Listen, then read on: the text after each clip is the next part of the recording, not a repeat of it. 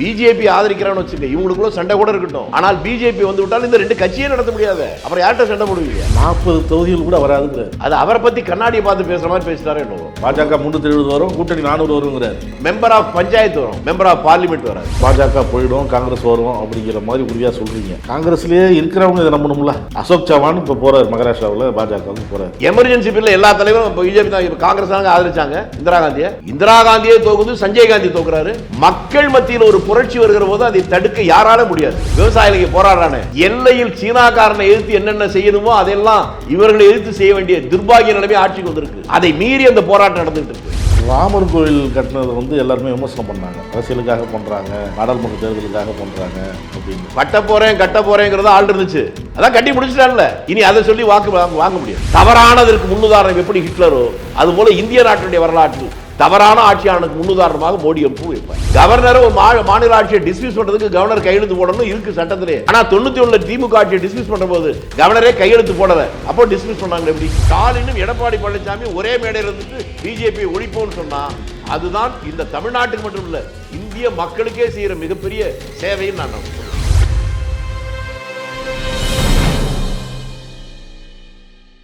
நக்கீரன் நேயர்களுக்கு வணக்கம். இன்று நம்முடன் கருத்துக்களை பகிர்ந்து கொள்ள இணைந்திருக்கிறார் காங்கிரஸ் கட்சியின் மூத்த தலைவர், செய்தி தொடர்பாளர் திரு திருச்சி வேலுச்சாமி அவர்கள். வணக்கம் சார். வணக்கம். நாடாளுமன்ற தேர்தல் நெருங்குது, தேதி தான் அறிவிக்கணும்.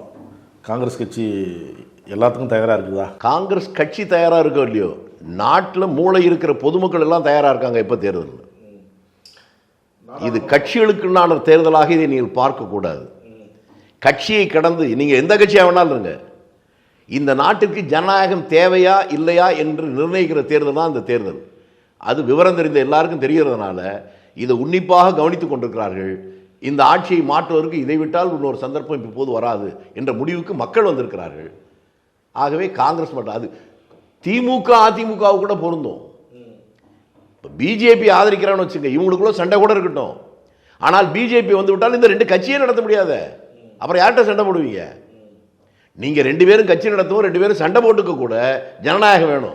அந்த ஜனநாயகம் வேண்டும் என்றால் பிஜேபி ஆட்சி போகணும். அப்படி இருந்தால் தான் முடியும்.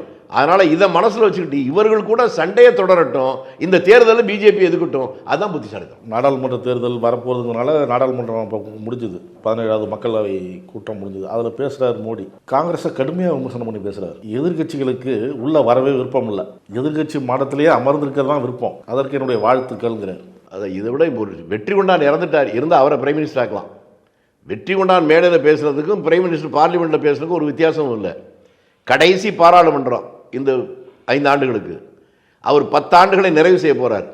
இந்த பாராளுமன்றத்தில் இந்த 10 ஆண்டு காலங்கள் இந்த நாட்டு மக்களுக்காக தாங்க இந்த அரசு செய்தது என்ன, நான் இன்னென்ன காரியங்களை செய்திருக்கிறேன், இந்தந்த வாக்குறுதியை கொடுத்தேன், இதை நிறைவேற்றினேன், நான் வாக்குறுதி கொடுக்காத இதை நிறைவேற்றிருக்கிறேன், தொலைநோக்கு பார்வையோடு இன்னும் 5 வருடம் கழிச்சு 10 வருடம் கழிச்சு இந்த எதிர்கால இளைஞர்களுக்கு பயன்படுகின்ற இந்த திட்டங்களை கொண்டு வந்திருக்கேன், இப்படிலாம் சொல்லணும்.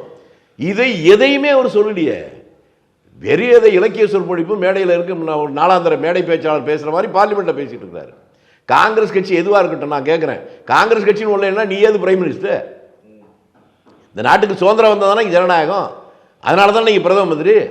ஆக நீ பிரதமராக இருப்பதற்கு கூட காங்கிரஸ் தான் என்கின்ற அடிப்படை அறிவு இல்லாமல் பேசின பேச்சு. 40 தொகுதிகள் கூட வராதுங்கிறார். அது அவரை பற்றி கண்ணாடியை பார்த்து பேசுகிற மாதிரி பேசிட்டாரோ என்னவோ. அவர் தான் அதே மன்றத்தில் 370 வருவாங்கிறாரு. பாஜக 370 வரும், கூட்டணி 400 வருங்கிறாரு. கூட்டணி 400 கூட வரும், 400 எம்பி வரும், 400 மெம்பர் ஆஃப் பஞ்சாயத்து வரும், மெம்பர் ஆஃப் பார்லிமெண்ட் வராது.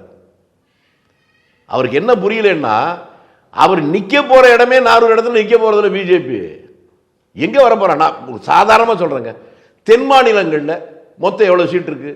இங்கே ஒரு 40, அங்கே ஒரு 40, 40, 30, 70, இங்கே ஒரு 25, கிட்டத்தட்ட 100 சீட்டு இருக்குல்ல. இந்த 100ல் எத்தனை சீட்டு வரும் சொல்லுங்கள்? மொத்தம் நாடாளுமன்றத்தில் இந்த 100 சீட்டுக்குள்ள என்ன வரும்? அதில் பக்கத்தில் இதையும் சேர்த்துங்க, மகாராஷ்டிராவையும் சேர்த்துங்க. தென் மாநிலங்களில் ஒரு 20 சீட்டு அவங்க வர்றதுக்கு வாய்ப்பு இருக்கா? நேற்று குமாரசாமி சொல்கிறாரு 25 வருங்கிறாரு கர்நாடகாவில். நீங்கள் கடைசியில் கர்நாடகாவில் தான் நாங்கள் தென் மாநிலங்களில் காலில் பதிச்சிட்டோம், கர்நாடகா வந்து காங்கிரஸ். நீங்கள் பாருங்கள், அவர் சொன்னார்ல, அவரே வர்றாரான்னு பாருங்கள். என்ன நினைக்கிறாங்க அவங்க? இது காற்றுலே கணக்கு போட்டுக்கிட்டு இருக்காங்க. நான் குமாரசாமி மேலே ஆட்கள் இப்போ நாங்கள் எதுக்கிறதுனால எங்களுக்கு பெட்ரோல் 100 ரூபா, அவங்களுக்கெல்லாம் 25 ரூபாய் கொடுக்குறாங்க. எங்க ஒரு சாதாரண காமன் சென்ஸுங்க. நேபாளும் பூட்டாளும் பெட்ரோலை இந்தியாவிட்ட தான் வாங்குறாங்க. இந்தியாவிலிருந்து வாங்கி அங்கே இந்தியாவுடைய பணம் செல்லும்னு உங்களுக்கு தெரியும். அங்க 51 ரூபாய்க்கு விற்கிறான், இங்க மட்டும் 100 ரூபாய். ஒரு அரசுக்கு பொருளாதாரத்தினுடைய பாலபாடமாக தெரிஞ்சிருக்கணும். இந்த ஆட்சிக்கு தான் உலகத்திலேயே பொருளாதார பாலபாடமே தெரியாத ஒரு கிறுக்குத்தனமான ஆட்சி நடக்குது. இதை ஆதரிக்கிறவர்கள் ஒன்று அவர்களுக்கு அறியாமையா இருக்கணும், இல்லைன்னா தான்கிற அகந்தை இருக்கணும். குமாரசாமி எந்த ரகம் நீங்க முடிவு பண்ணி? பிரதமர் சொன்னதை விடுங்க, மம்தா சொல்றாங்களே 40 கூட வராது. நான் வந்து சொன்னேன் இது என்னன்னா 300 இடம் இல்லை, அவங்க சொன்னது நான் வந்து காங்கிரஸுக்கு சில விஷயங்கள் சொன்னேன், அகில இந்திய அளவு 300 இடங்கள் நில்லுங்கன்னு சொன்னேன். ஆனால் அதுக்கான முயற்சி அவங்க எடுக்கலை. சரி, இதுக்கு மேலே பொறுமையாக இருக்க முடியாது, தேர்தல் பணிகளை பார்க்கணும் அப்படின்ட்டு நான் வந்து தனியாக நிற்கிறேன். இது இப்படியே போனால் காங்கிரஸ் அகில இந்திய அளவு 40 கூட வராது. இப்போ நான் ஒன்று அடுத்த ஒரு கேள்வி கேட்குறேன். நாளைக்கு தேர்தலெல்லாம் முடிஞ்சு போகுது. நீங்கள் சொல்கிற மமதாவே ஒரு 30 எம்பி வந்திருக்குன்னு வச்சுங்க. அந்த எம்பிகள் யாரை ஆதரிக்கிறாங்களோ அதான் ஆட்சி வரப்போகுது, பிஜேபியா காங்கிரஸா அப்படின்னு வந்தால் மம்தா யாரை ஆதரிக்கும் சொல்லுங்க? அவங்க தான் தெளிவாக சொல்கிறாங்க, தனியாக நிற்கிறேன் ஆனால் இந்தியா கூட்டணியில் இருக்கிறாங்கன்ட்டு. அதைத்தாங்க நான் சொல்கிறேன். நீங்கள் இதை எப்படி பார்க்கணும்னா, அரசியல் பள்ளிப்பாட கணக்கு வேற, அரசியல் கணக்கு வேற. சேர்வதால் பலம் வரும், பிரிந்ததால் பலவீனமாகும், இதெல்லாம் அரசியல் கிடையாது. உங்களுக்கு புரியறதுக்காக சொல்கிறேன். தமிழ்நாட்டில் 1972 பலமான திமுக 2 உடைஞ்சது. 71 தேர்தலையே திமுக 180 இடங்களை வெற்றி பெற்றிருந்தாலும் கூட 63 இடங்களில் வெறும் 1000 ஓட்டு வித்தியாசம் தான் ஸ்தாபன காங்கிரஸ் தோத்துச்சு. அப்போ நெருக்கமான நெக் டு நெக் ரேஸ் தானே. அந்த கட்சி உடைந்த உடனே ஸ்தாபன காங்கிரஸ் தானே ஜெயிக்கணும். ஆனா திமுக மட்டும் இல்லாம அதிமுக சமம் வந்துச்சு இல்ல. இது எந்த கணக்கு? நீங்க தேர்தலில் அணி சேர்வதால் வெற்றி, அணி பிரிவதால் தோல்வி, இதெல்லாம் இல்லை. தமிழ்நாட்டை கூட 14 கட்சி கூட்டணி வந்துச்சு இல்ல. ஒரு தனி கட்சி வாங்கின ஓட்டு கூட 14 கட்சி சேர்க்கும் போது வரலையே. உங்களுக்கு இன்னும் பழைய வரலாறு சொல்றதுன்னா, இப்போ எல்லாம் கூட்டணி சேராம தனித்தனியா இருக்காங்கன்னு சொல்றீங்கல்ல. 77 தேர்தல் முடிந்த உடனே எந்த கருத்து கணிப்பாவது உங்களை போல மீடியாக்காரங்க காங்கிரஸ் தோக்குன்னு சொன்ன ஒருத்தரை சொல்லுங்க, எதிர்கட்சி தான் ஜெயிக்குன்னு சொன்ன யாரையாவது சொல்லுங்க. கூட்டணியே சேரலையே, தனித்தனியாக தான் நின்னாங்க. ஆனால் தேர்தல் முடிஞ்சோடனே வந்துச்சு. அதனுடைய பாடம் என்னன்னு கேட்டால், சாதாரண காலங்களில் மக்களுடைய மனோநிலை என்பது கட்சி சித்தாந்தம் பிரச்சாரம் அதை அடிப்படையாக வைத்துக்கொண்டு முடிவெடுப்பாங்க. இன்றைக்கு இருப்பது அதல்ல, அசாதாரண சூழ்நிலை. நீங்க பேசிட்டு சாதாரணமாக வீட்டில் போய் சாப்பிட போறீங்க, உங்க வீட்டுக்காரமாக தானே தெரியும். 5-6 வருஷத்துக்கு முன்னாலெல்லாம் ஒரு சிலிண்டர் வரும்போது கேஸ் சிலிண்டர் 300 ரூபாய்க்கு கொடுத்து வாங்கணும், இன்னைக்கு 1100 ரூபா சொல்லணும்னு. குடும்பம் நடத்துகிற பெண்கள் தான் அவங்ககிட்ட எவ்வளோ பெரிய பாதிப்பு வந்திருக்கும் தெரியுமா?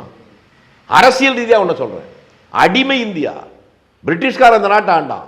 அப்படி ஆள்கிற போது மக்கள் பயன்படுத்துகின்ற உப்புக்கு வரி போட்டான். அந்த உப்புக்கு வரி போடுகிறதா மக்கள் பயன்படுத்துகிற உப்புக்கு வரி போட்ட இந்த ஆட்சியை எதிர்க்கணும்னு சொல்லி காந்தி குரல் கொடுத்தான். அதுதான் தண்டி யாத்திரை. அதுதான் உலகம் முழுக்க பேசப்பட்டது, ஒரு மிகப்பெரிய கருத்து உருவாக்கப்பட்டது. இன்றைக்கு உப்புக்கு மட்டுமல்ல, அரிசிக்கு வரி போட்டிருக்காங்க, உங்களுக்கு தெரியுமா? இப்படி மனிதர்கள் பயன்படுத்துகிற எல்லாத்துக்கும் வரி போட்டாங்க.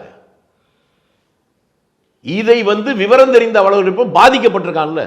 பாதிக்கப்பட்டவன் வேலுசாமி என்ன சொல்றாரு, ராஜவேலு சொன்னார் பார்க்க போறல, அவனுடைய பாதிப்பு அந்த வலி அதிலிருந்து தான் முடிவெடுப்பான். நாட்டு மக்களில் பெரும்பாலானவர்கள் அந்த முடிவுக்கு வந்துட்டாங்க. அதனால இதை யாரும் தடுக்க முடியாது. தலைவர்களை பார்த்து ஓட்டு போடுகின்ற தேர்தல் இது அல்ல. எதிர்கால நல்வாழ்வை காப்பாற்றுவதா அல்லது நாசமாக போவதா என்கின்ற அந்த சிந்தனையில் போடப்படுகின்ற தேர்தல் தான் இது. இந்த தேர்தலில் நாசகார சக்தியினுடைய மொத்த உருவமாக ஹிட்லருடைய மறுபிறவியாக இருக்கிற நம்ம ஜியை எதிர்த்து தான், அந்த கட்சியை எதிர்த்து தான் வாக்களிப்பார்கள். இது தேர்தல் முடிஞ்சோடனே பாருங்க. கண்டிப்பாக இந்த பாஜக போயிடும், காங்கிரஸ் வரும் அப்படிங்கிற மாதிரி உறுதியாக சொல்கிறீங்க. காங்கிரஸ்லேயே இருக்கிறவங்க இதை நம்பணும்ல. அசோக் சவான் இப்போ போகிறார் மகாராஷ்டிராவில், பாஜகவுக்கு போகிறார். இப்போ நான் என்ன சொல்கிறேன், உங்களுக்கு இவ்வளோ நேரம் சொன்னது என்னன்னா, சொன்னது தலைவர்களை பார்த்து ஓடலேன்றா இந்த ஆட்சி போகணும்னு நினைக்கிறாங்கன்னு நீங்கள் சொல்ல. ஆமாம், அதான் சொல்கிறேன். இது அவருக்கு தெரியாதா? எமர்ஜென்சி பில்ல எல்லா தலைவரும் இப்போ பிஜேபி தான், காங்கிரஸ் தாங்க ஆதரிச்சாங்க இந்திரா காந்தியை. அதுக்கப்புறம் எல்லா தலைவரும் போனதுக்கப்புறம் எப்படிங்க காங்கிரஸ் தோக்குது? அதுவும் இந்திரா காந்தியே தோக்குது, சஞ்சய் காந்தி தோக்குறாரு. மக்கள் மத்தியில் ஒரு புரட்சி வருகிற போது அதை தடுக்க யாரால முடியாது. பெரிய புயல் அடிக்கிற போது தடுப்பு வச்சு தடுக்க முடியாது, நீங்க வேலி வச்சு தடுக்க முடியும் புயலை. அது மாதிரி இப்போ ஒரு புயல் வந்துருக்கு, அதைத்தான் நீங்க பார்க்க போறீங்க 3 மாதம் கழித்து. நீங்க நேற்று ஒரு 10 நாளைக்கு முன்னால் வரணும், டெல்லியில் இப்படி ஒரு போராட்டம் வரும்னு நினைச்சீங்களா? திரும்பி இன்னைக்கு விவசாயிகளுக்கு போராடுறானே, எல்லையில் சீனாக்காரனை எதிர்த்து என்னென்ன செய்யணுமோ அதெல்லாம் இவர்களை எதிர்த்து செய்ய வேண்டிய துர்பாகிய நிலைமை ஆட்சிக்கு வந்திருக்கு. அதை மீறி அந்த போராட்டம் நடந்துகிட்டு இருக்கு. இது எதை காட்டுது?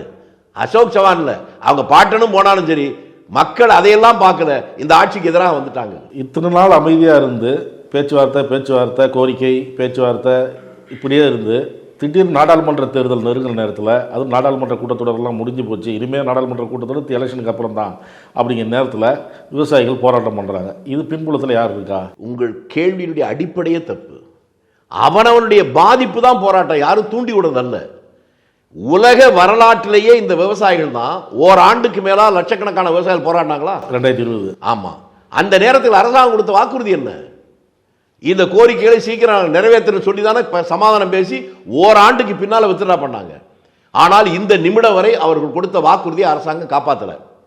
அவர்களுக்கு என்ன வந்துருச்சுன்னா, இவங்க காப்பாற்றுறவங்க மட்டும் இல்லை, இந்த தேர்தல் நேரத்தையும் விட்டு விட்டால் அப்புறம் இதை பற்றி இவங்க பேசவே மாட்டாங்க, இவங்களை நம்ம நெருக்குதல் தர முடியாது, இதுதான் சரியான நேரம், எந்த நேரத்தில் எதை செய்தால் நம்முடைய போராட்டம் வெற்றி பெறும் என்பதை அவர்கள் கணித்து சரியான நேரத்தில் இந்த போராட்டத்தை வந்திருக்காங்க.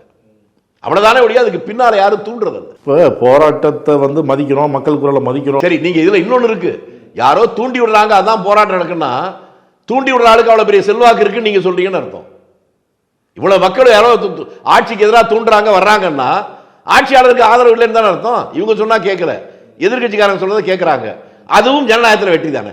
இல்லை, இப்போ கடந்த நீங்கள் சொன்னீங்கல்ல, இப்போ ஒரு வருஷத்துக்கு மேலே விவசாயிகள் டெல்லியில் போராட்டம் நடத்தினப்ப ரொம்ப அவங்கள அந்த போராட்டம் நடத்த முடியாத அளவுக்கு சில விஷயங்கள்லாம் செஞ்சாங்க. அதே போல் போராட்டம் தொடங்குவதற்கு முன்பே இந்த மாதிரி செய்கிறது எந்த விதத்தில் சரியாது? அதாவது அந்த ரோட்டில் ஆணி அடிக்கிறது, தடுப்புகள் வைக்கிறது, பெட்ரோல் பங்க் போகிற வழியில் இருக்கிற பெட்ரோல் பங்க்லாம் க்ளோஸ் பண்ணணும் அப்படிங்கிறது, இதெல்லாம் எதை காட்டுது? நான் சொல்ல வேண்டிய எல்லாத்தையும் நீங்களே சொல்றீங்க.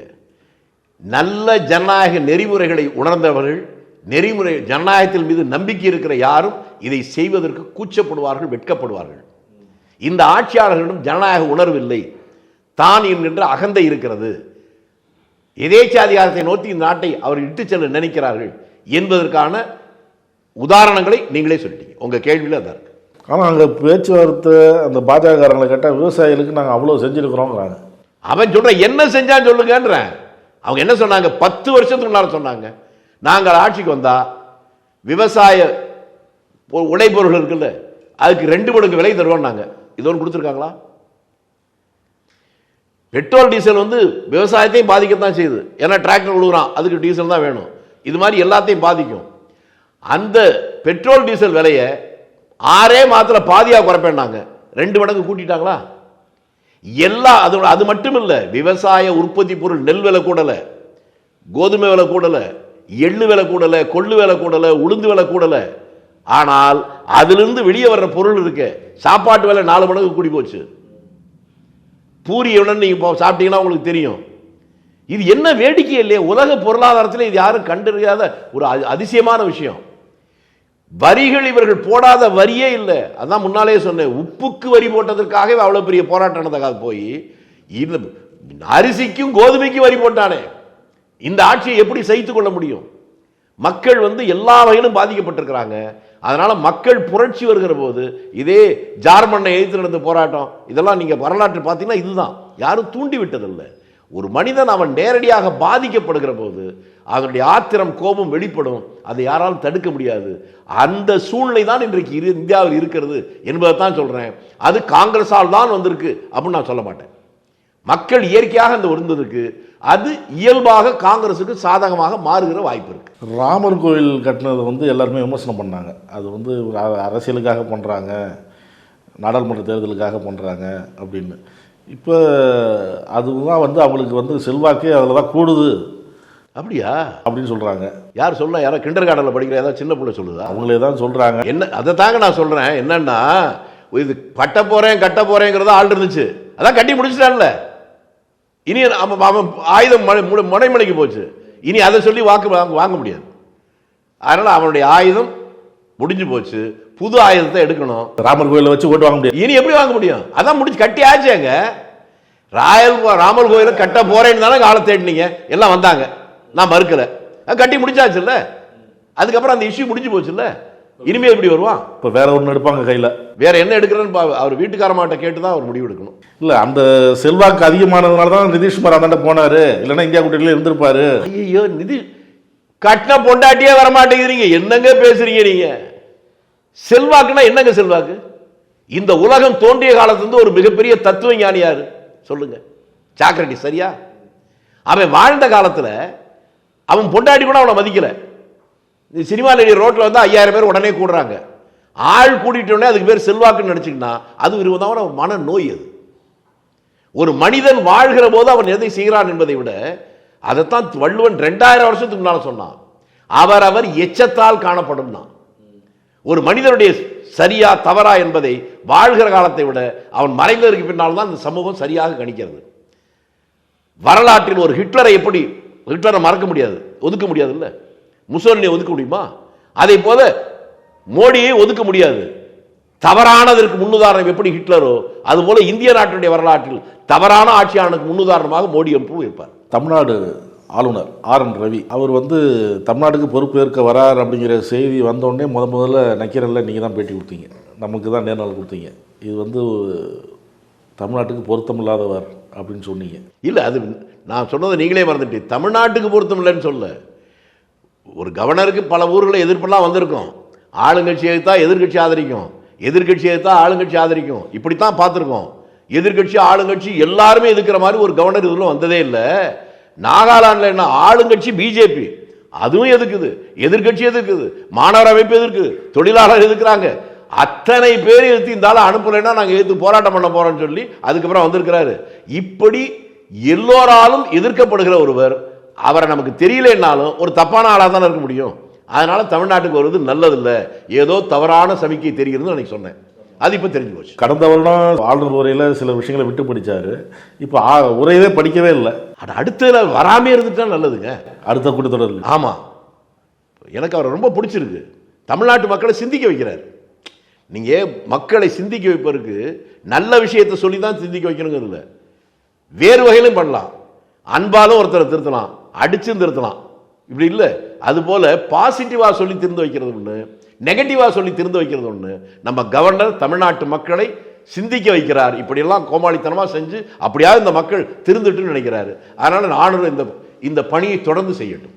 ஆளுநர் வந்தார், தமிழ்நாட்டுக்கும் தமிழ் மொழிக்கும் தமிழக சட்டமன்றத்துக்கும் அவர் மதிப்பு அளிக்கிறார். மதிப்பு அளிக்காமலாம் இல்லை. அப்படியா? வந்து முதலமைச்சர் அவர்களுக்கு வணக்கம், சட்டமன்ற உறுப்பினர்களுக்கு வணக்கம், அந்த சேருக்கு வணக்கம், டேபிளுக்கு வணக்கம், எல்லாமே தமிழ் மொழியில் வந்து சொல்கிறாரு. இப்போ தமிழுக்கு அவருக்கு மரியாதை அளிக்காமல் இருக்கிறாரா? அவர் இந்த உரையில் சில விஷயங்கள் எனக்கு உடன்பாடு இல்லை அப்படின்னு சொன்னாரே ஒழிய வெளியில் போகல, அமைதியாக உட்கார்ந்தார். அவர் இப்போ அந்த உரையை வந்து அப்பா சபாநாயகர் படிக்கிறாரு, கேட்டுட்டு அமைதியாக தானே பெருந்தன்மையாக உட்கார்ந்தாரு. பெருந்தன்மையாக அதுக்கு என்ன பொருள் எனக்கு புரியல, நீங்கள் சொல்லி தாங்க தெரியுது. நான் என்ன கேட்குறேன், கவர்னர்னா யாருன்னு தெரியணும்ல. இந்த ஊரில் விஷ்ணுராம் மேதின்னு ஒரு கவர்னர் இருந்தார், உங்களுக்கு தெரியுமா? ஜெயசாமராஜ உடையார்னு ஒரு கவர்னர் இருந்தார், தெரியுமா? ஒரு ஜனநாயக நாட்டில் மக்களால் தேர்ந்தெடுக்கப்பட்ட பிரதிநிதிக்கு தான் அதிகாரமே உடைய நியமன பதவிகளுக்கு அதிகாரம் கிடையாது. கவர்னருக்கு ஒன்றும் கிடையாது. உங்களுக்கு இன்னொன்று சொல்றேன், கவர்னர் ஒரு மாநில ஆட்சியை டிஸ்மிஸ் பண்றதுக்கு கவர்னர் கையெழுத்து போடணும் இருக்கு சட்டத்திலே. ஆனா 91 திமுக ஆட்சியை டிஸ்மிஸ் பண்ற போது கவர்னரே கையெழுத்து போடல, அப்போ டிஸ்மிஸ் பண்ணாங்க. எப்படி? கவர்னருக்கு இல்லைங்க. நான் சொல்றதுக்கு சங்கடமா இருந்தாலும் சொல்றேன், ஒரு பஞ்சாயத்து போர்டு ஆபீஸ்ல பியூன் வேலை பார்க்கறான்ல, அவனுக்கு கூட 60 வயசு உள்ள வேலை உத்தரவாதம் இருக்குல்ல, கவர்னருக்குண்டா? ஒரு அலங்கார பதவி, அவ்வளவுதான். நாளைக்கு இல்லைன்னு சொல்லிட்டு அவ்வளவுதான், தெருவில் நாய் கூட மதிக்காது. அதை புரிந்து கொண்டு தன்னுடைய கௌரவத்தை காப்பாற்றிக்கணும். அவர் வந்து இந்த உரையை படிக்க வேணாம், இந்த உரையை நான் ஏற்றுக்க வேணாம் அவர் எதுவும் சொல்லல. நான் படிக்கல, அதைத்தாங்க நீங்க படிக்கிறத நான் தடுக்கலன்னு தானே சொல்றாரு அவர். இங்கே தான் சொல்றேன், படிக்கிறதுக்கு தானே இங்கே கவர்னர், படிக்கல இல்லை ஓடி போயிரு. எதுக்கு வந்தீங்க? இவ்வளவு பெரிய கவர்னர் மாலை கொடுத்து நம்ம வரி பணத்தில் லட்சக்கணக்கில் கோடிக்கணக்கில் செலவு பண்ணி ஒரு வருஷத்துக்கு 7.5 கோடி ரூபா அவருக்கு செலவு பண்ணிட்டு இருக்கேன், தெரியுமா உங்களுக்கு? நான் படிக்க மாட்டேன்னு சொல்றதுக்கா? அரசாங்கத்தினுடைய என்ன எழுதி கொடுக்குதோ அதை படிக்கிறது தான் கவர்னருடைய வேலை. இவராவது நியமன பதவி, ஜனாதிபதி மறைமுகமாக மக்களால் வாக்களிக்கப்பட்டவர் தான். எம்எல்ஏக்கள், நாடு முழுக்க இருக்க எம்எல்ஏக்கள் எம்பிக்கள் போட்டு, அவரும் மத்திய அரசு என்ன தயார் செய்து கொடுக்கிறதோ அதுதான் ஜனாதிபதி உரை. இது ஏன் கருத்துன்னு அவர் சொல்ல முடியாது. இவர் கருத்தை எப்போ சொல்லலாம்? இவர் வெளியே வந்து ரோட்ல வந்து பேசிட்டோம், இல்லைன்னா வெளியே வந்துட்டு நீங்களே ஒரு பேட்டி எடுங்க, நானும் ஒரு உட்காரனா அவர் கருத்தை சொல்லட்டும். கவர்னருக்கு கருத்து சொல்கின்ற உரிமை இல்லை. அதை அவர் புரிஞ்சுக்கலன்னா அந்த பதவியில சேர்ல உட்கார வச்ச பைத்தியக்காரங்க அவங்க தான் முடிவு பண்ணணும். பாஜக எம்எல்ஏக்களே சொல்றாங்க, நயினா நாகேந்திரனே சொல்றாரு. அவர் என்ன கேட்டாரு? குறைக்கு முன்பும் பின்பும் தேசிய கீதம் இசையப்படணும்னு. அவர் யார் சார் உத்தரவு போட்டார்? திரும்பி திரும்பி என்ன சொல்றா? நயினார் நாகேந்திரனா அவங்களுக்கு அரசியல் அரிச்சுடி தெரிஞ்சு வந்தாலும் எப்படி இப்படியே குறுக்கோடியில் வந்துடுறாங்க. நம்ம என்ன பண்ணி பிறகுது? ஒரே வார்த்தை சொல்லிட்டேன், உத்தரவு போடுகின்ற ஆணையிடுகின்ற அதிகாரம் கவர்னருக்கு இல்லை. மக்களால் தேர்ந்தெடுக்கப்பட்ட அரசுக்கு தான் அதிகாரம் ஒழிய நீ நாமினி அவ்வளவுதான். நீ யார் எங்களுக்கு எஜமானா? தமிழ்நாடு அமைச்சர் என்ன உனக்கு அடிமைகளா? தமிழ்நாட்டு மக்கள் யார் உங்களுக்கு கைகட்டி சேவை செஞ்ச ஆட்களா? அரசு சொல்றதை கேளு, இல்லைன்னா நீங்க ராஜினாமா பண்ணிட்டு போயிரு, உத்தரவு போடாத, அதுக்கு நாங்க ஆள் இல்லை. சரி, நீங்க நாங்க சொல்றதை நீங்க ஏத்துக்கல அப்படின்ட்டு ஆளுநர் அமைதியாக தான் உட்கார்ந்தாரு. ஆனால் சபாநாயகர் அப்பா வந்து கோட்சேங்கிறாரு, சாவர்கருங்கிறாரு, அவங்க வாரிசுகள் வந்தவர்கள் இல்லை நாங்கள்ங்கிறாரு. இதெல்லாம் வந்து சபையில் பேசுகிற அந்த சபையில் ஒரே ஒரு ஆண்மகன் நல்ல தமிழன் இருக்கான்னு நான் சந்தோஷப்படுறேன். எல்லாரும் அதை சொல்லியிருக்கணும். ஒரு அப்பாவை மட்டும் இல்லை, அங்கே இருந்த 300 சில்லற பேரும் சொல்லியிருக்கணும். என்ன நினைச்சா தமிழ்நாடு சட்டசபை என்ன நினைச்சிட்டு இருக்கு? பைத்தியக்காரன் நினைச்சியா? ஓ விருப்பத்துக்கெல்லாம் சொல்ற அப்படின்னு அவ்வளவு பேரும் சொல்லியிருக்கணும். ஒருத்தராவது சொல்லி தமிழருடைய மானத்தை காப்பாற்றிருக்கிறார். அப்பாவு வாழ்க. இந்த சாவர்கர் கோட்சேங்கிற வார்த்தையை அவங்க வந்த அவங்க வழியில் நாங்கள் வந்தவர்கள்ங்கிறத வந்து எல்லாருமே சொல்லணும். எல்லாரும் சொல்லியிருக்கணும். அப்பதானே அவங்களுக்கு புரியும். எல்லாருக்கும் தெரிந்தாலும் சொல்லாமல் இருந்தாங்க, மௌனம் காத்தார்கள். ஒருவராவது சொன்னார், சபாநாயகர் அப்பாவு. அதனால தமிழர்கள் சார்பில் தமிழருடைய தன்மானத்தின் அடிப்படையில் அவருக்கு நான் வாழ்த்து சொல்றேன். அந்த அவையில் நான் இருந்தால் அதை விட அதிகமாக பேசியிருப்பேன். கோட்சேவுக்கு எதிராகவும் சாவர்கருக்கு எதிராகவும் கோட்சேயே மறுபிறவை எடுத்து வந்திருக்கேன்னு கூட சொல்லியிருப்பேன் ஆளுநரை பார்த்து. நிச்சயமா அவருடைய நடவடிக்கை அப்படித்தானே இருக்கு. சொன்னாதானங்க புரியும், இல்லைன்னா எப்படிங்க புரியும்? நல்ல மாட்டுக்கு கூட ஒரு சூடுங்களாம். இது எத்தனை சூடுபட்டாலும் திருந்தாத ஜென்மமா இருக்கு. நீங்க சொல்லணும்ல. ஆளுநர் மரபை மீறவில்லை, சபாநாயகர் தான் மரபை மீறிவிட்டார்னு பாஜக எம்எல்ஏக்கள் சொல்றாங்க. பாஜக மாநில தலைவர் சொல்றாரு. அவர் தான் இப்பதான் ஒரு பேட்டி பார்த்தேன், கவர்னர் தப்பா முடிவெடுத்தாரு, அதனால தான் அந்த குழப்பம் வந்துச்சுன்னு அவர் சொல்லியிருக்கிறாரு. உங்களுக்கு வேணா கடிதம் தர்றேன். அவர் சுய புத்தியா சொன்னாரா இல்லை வேற ஏதாவது மயக்கத்தில் சொன்னாரா எனக்கு தெரியாது. ஆனால் சொன்னது ஆளுங்கட்சி எம்எல்ஏ, திமுக எம்எல்ஏக்களோட மோசமாக கவர்னர் பேசினாரு, அதனால தான் அந்த பிரச்சனை வந்துச்சுன்னு பிரஸ் மீட்ல சொல்லியிருக்கிறாரு. அவரை அறியாமலே உண்மையை சொல்லிட்டாருங்க. நீங்க அவருடைய நேர்மையை பாராட்டம்ல. ஆளுநர் உரை சட்டமன்றத்தில் நடந்த நிகழ்வு குறித்து கருத்து தெரிவிச்சிருந்தாங்க தமிழிசை. இதில் வந்து சபாநாயகர் தான் மரபு மீறினார், ஆளுநர் மேலே எந்த தப்பும் இல்லை அப்படின்னு அவங்க சொல்கிறாங்க. அங்கெல்லாம் தெலுங்கானாவில் வந்துலாம் சபாநாயகர், மேல் சபை தலைவர், முதலமைச்சர் இவங்கெல்லாம் வந்து அழைச்சிட்டு வருவாங்க, திருப்பி கொண்டு விடுவாங்க, தேசிய கீதம்லாம் பாட போடும். இங்கே அந்த மாதிரி இருக்குது. ரெண்டாவது இவங்க வந்து கோட்சே சாவர்கர்லாம் பற்றிலாம் பேசுகிறாங்க, தேவையில்லாதது. இவங்க எந்த இயக்கத்தை குற்றம் சுமத்துறாங்களோ அந்த இயக்கத்திற்கும் கோட்சே இவங்களுக்கெல்லாம் சம்பந்தம் இல்லைன்னு உச்சநீதிமன்றமே தீர்ப்பு சொல்லிடுச்சு. திருப்பி இவங்க இதை சொல்கிறாங்க. இதுவும் கவர்னர் பொறுப்பில் இருக்க ஒரு பொண்ணுக்கு அழகல்ல பேசுறது. நீ எதை வேணாலும் பேசு, கவர்னர் பதவி விட்டு வெளியே வந்து பேசு. அவரு ஒரு ஆளுநர் தானே. ஆளுநர் அவர் கருத்து சொல்ல யாருங்க? கவர்னருக்கு எவனுக்குமே அந்த உரிமை இல்லைங்கிற அப்புறம் அவருக்கு ஆளுநர் இல்ல. இங்க தமிழ்நாடு ஆளுநருக்கு இந்த மாதிரி ஒரு சம்பவம். அதைத்தான் நான் சொல்றேன். எந்த ஆளுநர்னாலும் உன் கருத்தை சொல்றது கூட யோகியதே கிடையாது. நீ யார் கருத்து சொல்ல? கருத்து சொல்லக்கூடாது. நான் திரும்பி கேட்கிறேன், நீங்க சொன்னீங்களா இந்த பொண்ணு அது தெலுங்கானாக்கு கவர்னர் தானே? இதுக்கு முன்னால சந்திரசேகர ராவ் ஆட்சியில் இருந்தார்ல, அங்க போய் ஒரு 10 நாள் இருந்துச்சாங்க. ஏன் இல்லைன்னு மட்டும் பதில் சொல்லணும், அப்புறம் பேசுவோம். அந்தந்த மாநில உரிமைகள் வேறு, அதுக்கு புரியறதுக்காக சொல்றேன், உங்களுக்கு சேர்த்து சொல்றேன். இந்தியாவில் ஒரு மாநிலத்தில் ஒரு மாநிலத்துக்கு தனி கொடி இருக்குன்னு உங்களுக்கு தெரியுமா? கர்நாடகாவில் இருக்கு. அப்ப வேற எங்கேயும் இல்லை, அங்கே மட்டும் வச்சிருக்க, நீ எப்படி வைக்கல நேரம் கேட்குறாங்களா?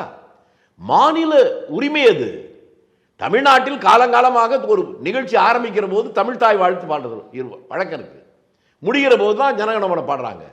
அதை என்ன பண்ணணும், எப்படி பாடணும் இவங்க தான் முடிவெடுக்கணும். முடிய கவர்னர் உத்தரவு போட முடியாது. இதை தமிழ் வசை பேசக்கூடாது. ஆளுநர் வந்து இந்த மாதிரி கோரிக்கை வைக்கிறாரு, சபாநாயகர் இந்த மாதிரி எல்லாம் நடந்துக்கிறாங்கன்னு சொல்லி வெளியில வந்து பேட்டி கொடுக்கும்போது எடப்பாடி பழனிசாமி கேட்குறாங்க, இது ஆளுநருக்கும் தமிழக அரசுக்கும் உள்ள பிரச்சனை அப்படிங்கிறார். இல்லை, அவர் கரெக்டாக தான் சொல்லியிருக்காரு.